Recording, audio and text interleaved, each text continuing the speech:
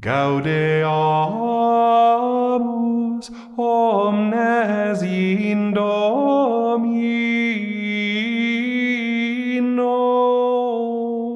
diem festum celebrantes, sub honore sanctorum omnium. Welcome to The Way of the Fathers. I'm Jim Papandrea. This podcast is a production of Catholic Culture. Sign up for our newsletter at catholicculture.org/newsletter. Today we continue our series on the Heresies with the second part of our series on Novation of Rome, the good, the bad, and the ugly. This is part 2, the bad and the ugly. So let's start with the bad. The persecution that started with the edict of the Emperor Decius in late 249 AD was the first real systematic persecution of the Church, and it was enforced all across the empire. In every city, everyone was expected to make a sacrifice to the emperor, or as they would say, to his genius, which is a little like saying his guardian angel, but it's considered a deity. And by this time, the line between an emperor's guardian spirit and his own spirit was becoming blurred. So no matter how one defines emperor worship, it is a form of idolatry, even though it might be as simple as dropping a pinch of incense into a small fire. Well, even the Christian sources admit that a lot of Christians just lined up to make the sacrifice. They reasoned that it was okay to deceive the Roman authorities by pretending to make a sacrifice to a pretend deity. And they needed to get a receipt showing that they had made the sacrifice so that they could go to the market. That's right, reminiscent of Revelation's Mark of the Beast, if you didn't have those signatures on that receipt, you might be barred from buying and selling in the market. But here's the problem. Those Christians who made those sacrifices, they showed up for Mass after that, and they were shown the door. Because by making the sacrifice, they had committed not one, but 2 mortal sins: idolatry, that is, pagan worship, and apostasy, denying the Christian faith. Some were even required to outright deny Christ, and they did. And now the Church found herself with a new problem, the problem of the lapsed. The lapsed were those people whose faith had, lapsed, because they had given in to the pressure to commit idolatry to save their lives, or perhaps just their livelihoods. And it turns out that by doing that, the bishops said that they had effectively excommunicated themselves. And in case there was any question, they were not admitted to the Eucharist. All this happened too quickly for the Church to catch up with it and manage it, and certainly not in any systematic way that would be consistent from one city to another. And so bishops tried to deal with the many excommunications on a case-by-case basis. But now there was a waiting list for people to receive reconciliation. And in any case, the bishops did not want to move too quickly. They didn't want to reconcile people who were not truly repentant. Now, I should mention that the sacrament of confession was always being done. Jesus gave his apostles the power to loose and to bind, that is, to forgive sin or not. And already in the first decade of the 2nd century, Ignatius of Antioch wrote about excommunication and reconciliation and made it clear that church discipline is under the authority of the bishops. And there is evidence that within Celtic Christianity, they were even developing manuals for hearing confessions, or at least they had them later. But the standardization of the sacrament as we know it developed as a result of this controversy, and just like all the other clarifications of orthodoxy, which happened in response to heresy, this clarification of orthodox practice was a response to unorthodox practice. The lapsed knew they needed reconciliation to come back to Mass, but the bishops were being very cautious. And we even have letters between Novation and Bishop Cyprian of Carthage, who was in hiding for most of this time, in which they discuss the fact that they have to proceed cautiously, and they need to wait for a new Bishop of Rome to be elected before they can make any definite decisions about how to handle this. Of course, Novation assumed that he would be elected as the next pope, so he thought he could afford to be patient, but that was not to be. Now, at this time, there was another group of people you need to know about. As I mentioned, the lapsed were those who had complied and made the pagan sacrifice. And of course, you know who the martyrs are. They refused to comply, and they were tortured and executed. But there was also a group of people who refused to comply and who were fully prepared to be martyred, but who were not martyred for whatever reason. Many of these Christians had been tortured, but for most of them, the reason they had not been martyred was probably simply that they had not been martyred yet. In other words, they were in prison waiting for their execution. And these were called the Confessors.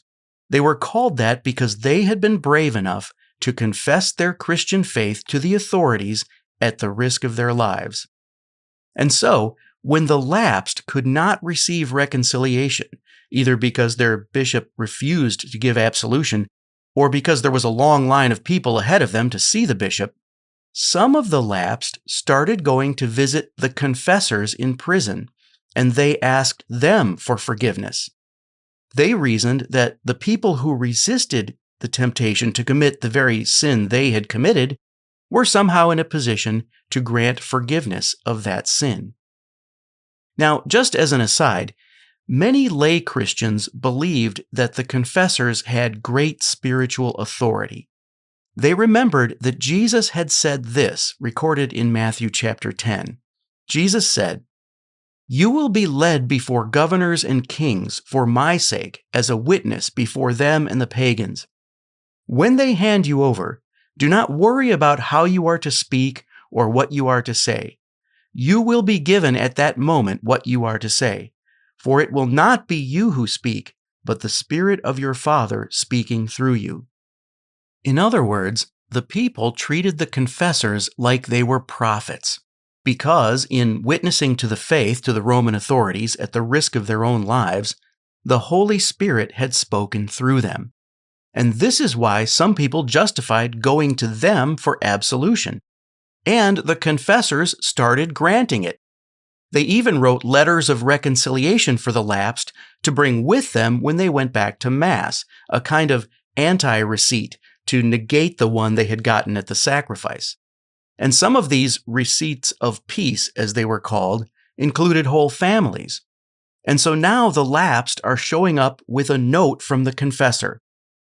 And this is how the concept of a confessor goes from being one who confesses, in this case specifically that they confessed their Christian faith to the Romans, but the meaning shifts to be someone to whom you might go for confession.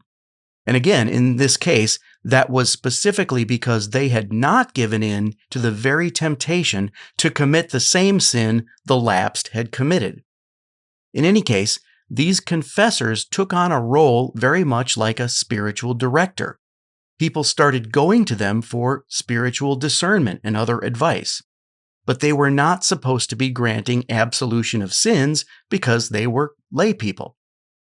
Bishops like Cyprian of Carthage had to put a stop to this practice of lay people granting absolution and reconciliation.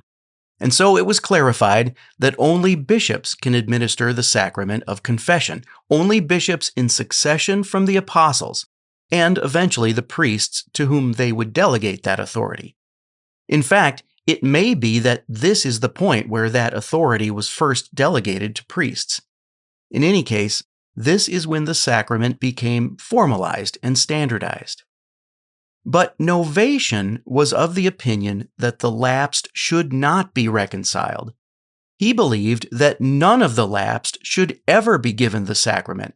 They should be excommunicated for life. He said that God may forgive them in the end, but the church could not.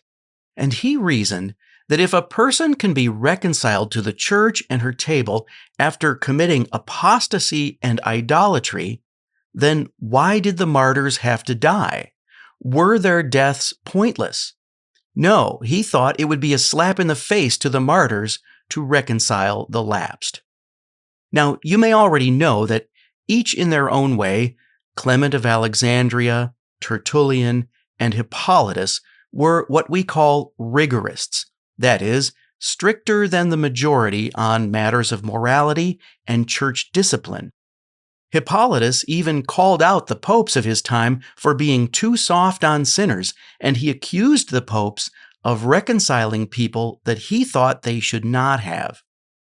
Well, Novation was also a rigorist, and in this controversy over the lapsed, he applied that rigorism to the sacrament of confession and reconciliation.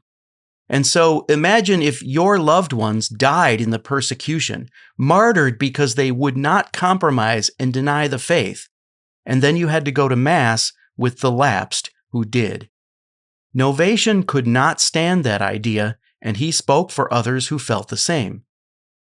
So, keeping in mind that Novation's Christology and his theology of the Trinity were absolutely orthodox, so solid, in fact, that he helped clarify these doctrines for future generations, Novation's heresy was one of sacramental theology.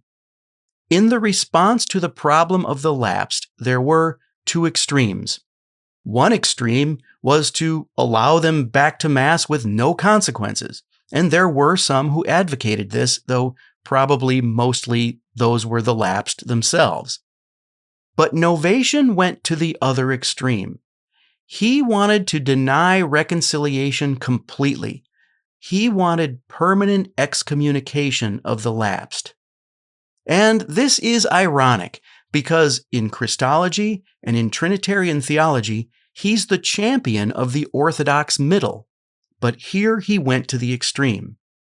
The Church would, as she always does, find the balance where truth is in the middle, in between the extremes of no consequences on the one hand, which would seem to negate justice, and no reconciliation on the other, which would seem to negate mercy. The Church opted for reconciliation, but with consequences. In other words, the consequences were the forms of penance, and they could be serious, and they could take years to complete. But the point is that Novation became the leader of a faction of the rigorists who wanted to deny the sacrament of reconciliation to the lapsed. And now for the ugly. The story goes that the Emperor Decius had commented that he would rather confront a rival for his throne than see a new bishop elevated in Rome. But Decius died in battle in 251 AD, and the Church took the opportunity of a decrease in persecution to hold the election for Bishop of Rome. And guess who was not elected? That's right, Novation was not chosen to be the next pope. Because to elect him would have meant that the Church was saying the rigorists were right, that the whole Church should be rigorist. And that would have meant that there was no mercy in this dojo, and everyone who lapsed should be permanently excommunicated, which of course would have decimated the Church, at least in the big cities. Pope St. Cornelius was chosen to be the successor of Pope St. Fabian after an interregnum of about 14 months. And the first thing Cornelius did as the new pope was to reconcile a whole bunch of people. Now, at this point, we're not exactly sure what happened. What I mean by that is, we're not sure if it was instigated by Novation or if he was pushed into it by the other rigorists. Novation himself would later claim that he was pushed into it, and I think that's probably true.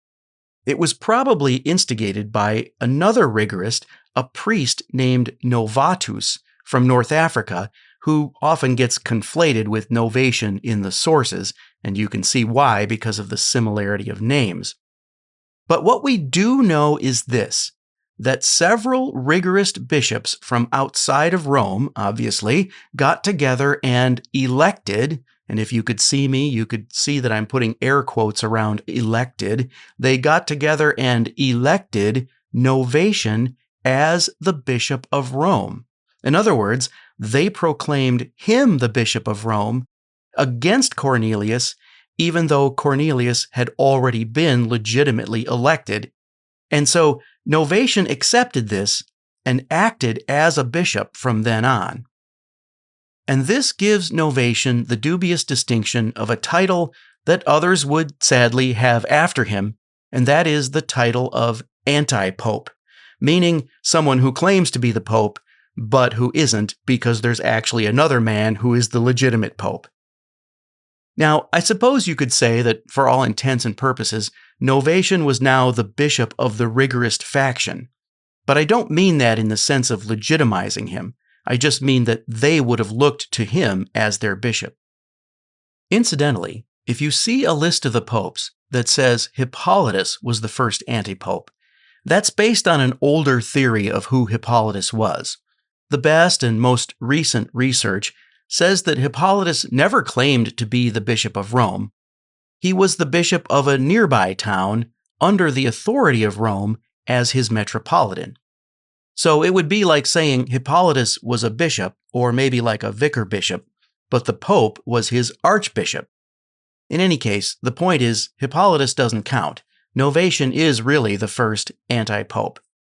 Not that this is something to brag about, because what Novation had done, whether he wanted to or not, was to create the first lasting schism of the church. The heretics before him had created schisms, but because their heresies were heresies of Christology and theology, those that didn't die out just became other religions completely. Novation's schism lasted for centuries as a Christian faction, and I'll have more to say about that in a bit. But the point of all this is that this is a schism, a splitting of the church. And to a certain extent, the church fathers would come to the conclusion that to split the church is the unforgivable sin. To split the body of Christ and to lead people out of the true church was the worst sin you could commit, even worse than murder. So, in 251 AD, a council was held in Carthage which excommunicated all the rigorists, including, of course, Novation. The other thing this council did was to clarify that only a bishop could reconcile, that is, preside over the sacrament of confession and absolve sin. And even the bishops were warned against reconciling too easily, because you might not be doing a person any favors if you minimize the sin and let them off too easy in terms of penance. And all of this was ratified at councils in Rome over the next couple of years.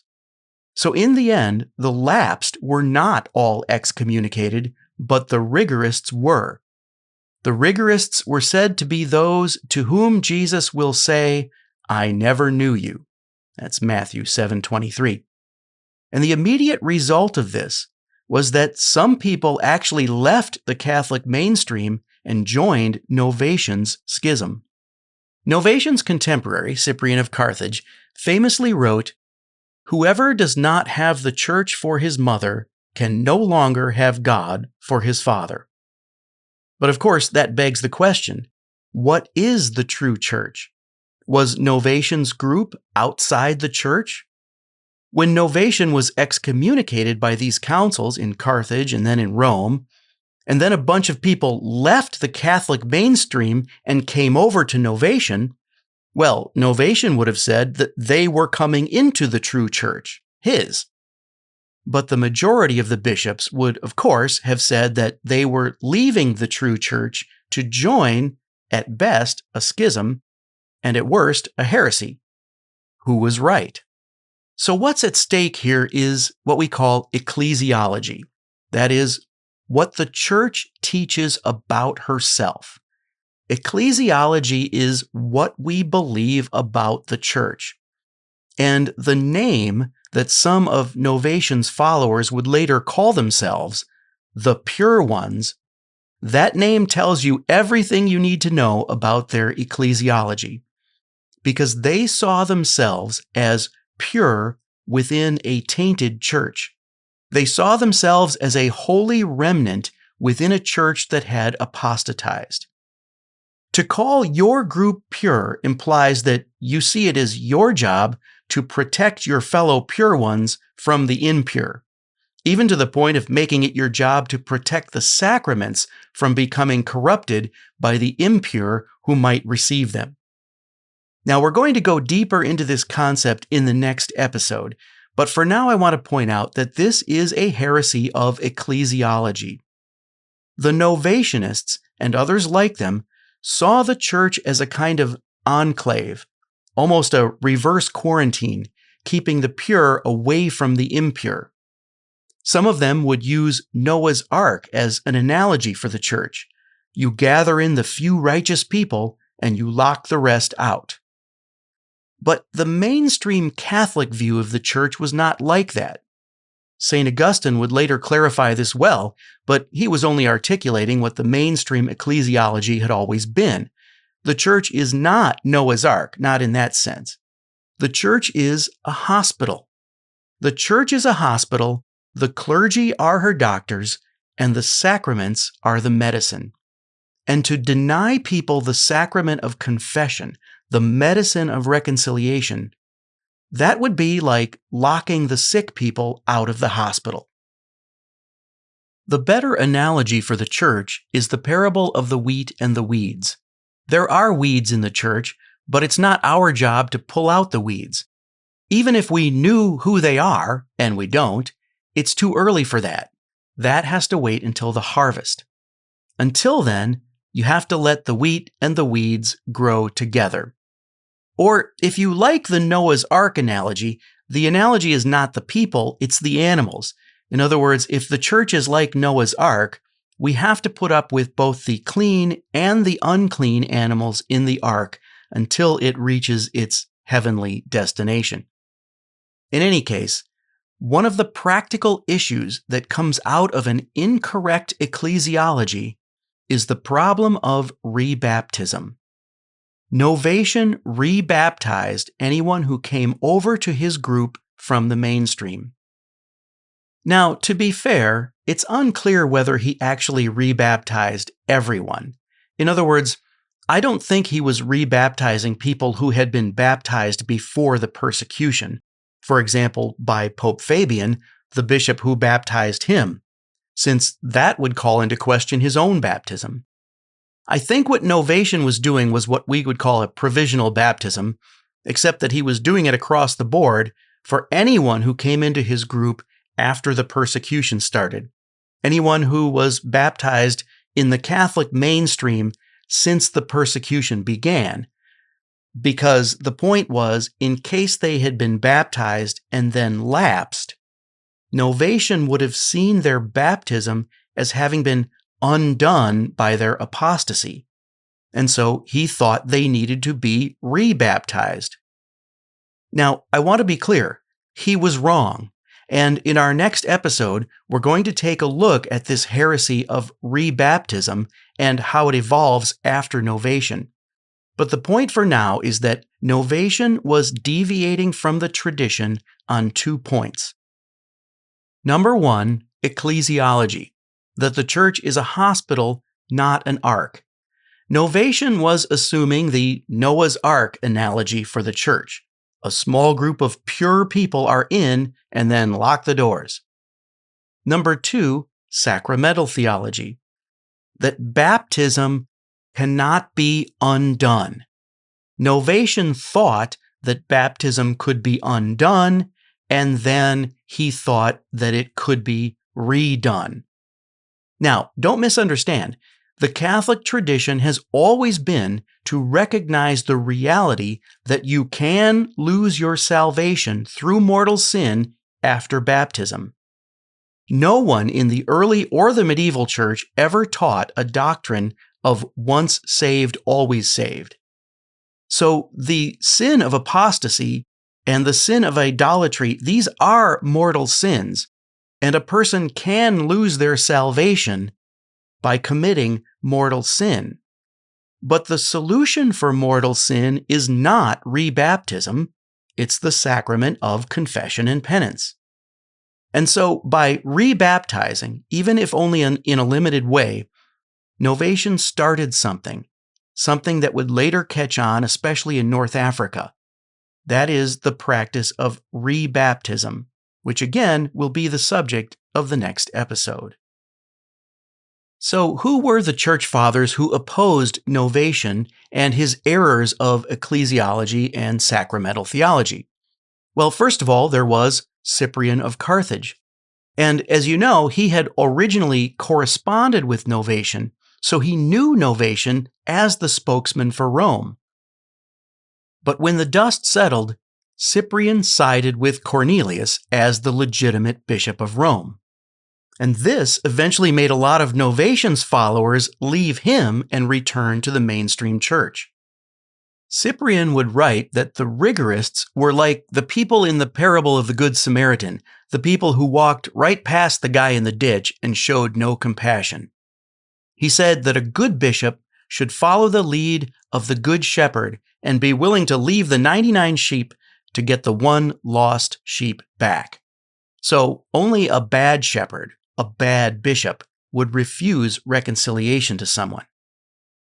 Dionysius of Alexandria wrote a letter to Novation to try to get him to abandon his schism and come back to the mainstream Catholic Church. And this is ironic because, as you know from previous episodes, it was Novation's document on the Trinity that would influence a later pope, the other Dionysius, Dionysius of Rome, to correct Dionysius of Alexandria on the doctrine of the Trinity. But Dionysius of Alexandria wrote to Novation, and he said that by excommunicating the lapsed, Novation, quote, accuses our most compassionate Lord Jesus of being without mercy, end quote. There were also some anonymous documents written against Novation and his schism. One, which we refer to as Against Novation, was written in about 257 AD, probably by the Bishop Sixtus of Rome. And the author of that document argued that if Peter could be forgiven for denying Christ, so could the lapsed. And of course, in a certain way, the priests of Rome opposed Novation, since no matter how good a theologian he was, they voted against him in the election for bishop, and they elected Cornelius to be their bishop instead of Novation. Incidentally, this was long before there was a college of cardinals, and at this time, it was the priests of Rome who voted for the bishop of Rome. Well, both Novation and his contemporary Cyprian were martyred in the year 258 AD. Novation's Memorial Day, such as it is said to be June 29th, the same as Peter and Paul. But as I mentioned last time, Novation can never be a saint because he opposed the Pope and split the church. Novation had successfully articulated the orthodox middle between the extremes on Christology and the doctrine of the Trinity, but he missed it on the sacraments. He was on one extreme, and the extremes are always heresy. And he became the spokesman for the extreme of rigorism, advocating no reconciliation for the lapsed. Cornelius was elected because he represented the middle, reconciliation, but with consequences, that balance of justice and mercy. And with regard to the sacrament of penance and reconciliation, this controversy seems to have solidified the distinction between venial and mortal sins, because venial sins are covered by the liturgy and by praying the Our Father. But this controversy really clarified that mortal sins require something more, that is, a sacramental solution. Now, some said that a mortal sin would undo your baptism, but when that led to the practice of rebaptism, it was clarified that no, your baptism can't really be undone, but mortal sin does require that something is done, another sacrament, not another baptism, but something more like a reconfirmation, complete with the laying on of hands by the bishop to reconcile the penitent. And so the sacrament of confession and penance became formalized and somewhat standardized. At first, penance was more about a length of time than it was about what you do. In other words, it wasn't just an act of devotion like giving alms or fasting or praying. It was these things, but it was about doing them for a certain length of time. It was time away from the table of the Eucharist, almost like a temporary excommunication. Or maybe it's more accurate to say that mortal sin automatically excommunicates you, and reconciliation restores you, but that takes a bit of time. And in the case of apostasy and idolatry, penance could take years. And in fact, this is how kneeling comes into the liturgy. Those doing penance, that is, those not receiving the sacrament that day, they're kneeling. But if you've ever heard anyone say that all sin is equal in the eyes of God, no one ever believed that. All sins are not equal, and so there was always the assumption that every confession had to be given penance on a case-by-case basis.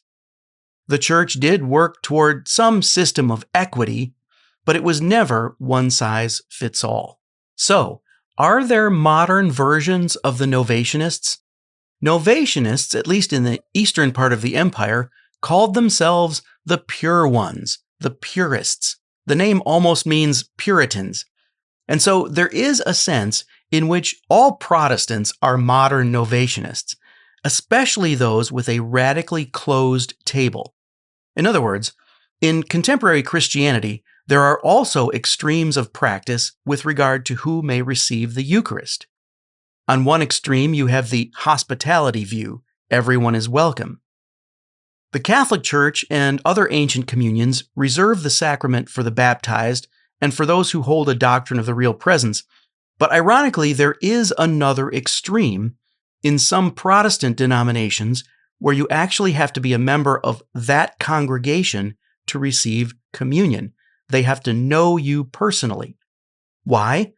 Because they feel that they have to protect their communion from impurity. Now, this is a kind of fundamentalism, and I say it's ironic because they don't generally believe in the real presence, but they do believe in the same erroneous kind of Noah's Ark ecclesiology as the Novatianists. And so they have a certain conception of an invisible church that is a remnant within the visible church, and they're about trying to pull the weeds. And so their communion is so radically closed that they have to know you personally for you to receive it. And there again, the Catholic Church is in that place of balance in the middle. Reception is reserved for those who are initiated, but it's not so closed that we feel like we have to protect the sacrament from people. But even more specifically, I think that there are modern rigorists within the Catholic Church. I think that to a certain extent, the sedevacantists are the modern rigorists, those who have split from the Catholic Church and then claim that they are the true church. In general, the rigorists were self-proclaimed watchdogs, judges over even the popes, and we do still see this today. Now, I'm not saying that every clarification of doctrine or all dubia are automatically misguided, but I think that there are rigorists in the church today, and while a certain amount of speaking out might be considered brave, today's rigorists need to be careful that they don't put themselves at the extreme, because the extremes are always heresy, and the truth is always in the middle. Finally, one last point. When the Council of Nicaea was held in 325 AD, almost a century after Novation and this controversy, the Novationist faction was still alive and well, with Novationist congregations throughout the empire, and the Novationist bishops were invited to the council. At least one of them came, presumably representing the rest, and he signed the Nicene Creed. The Council of Nicaea therefore decreed that if any Novationist clergy should want to come back into the Catholic mainstream, they could retain their ordination status and their faculties. The meaning of this cannot be overstated. At the First Ecumenical Council of Nicaea, it was decreed that Arians are not Christians, but Novatianists are. This means that it was now possible to be a schismatic, and not to minimize the errors of ecclesiology and sacramental theology, but it was possible to be a schismatic, but not technically a heretic, at least not on matters of Christology and the Trinity, because at the end of the day, these are the things that define what Christianity is itself. To put it more simply, this means that for the first time in history, it was possible to be a Christian, but not Catholic. Next time, on The Way of the Fathers, the heresy of rebaptism. Thanks for listening. De quorum solemnitate gaudent angeli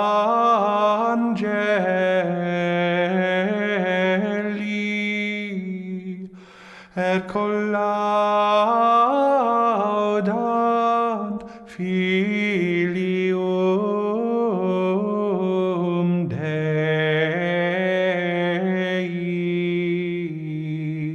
Way of the Fathers is a production of CatholicCulture.org. Check out our other podcasts, including Catholic Culture audiobooks, bringing to life classic Catholic writings, Criteria, the Catholic Film Podcast, featuring deep analysis of great films from a Catholic perspective, and the Catholic Culture Podcast, an interview show exploring Catholic arts, culture, and issues. You'll find all of this, as well as Catholic news, commentary, liturgical year resources, and much more at CatholicCulture.org.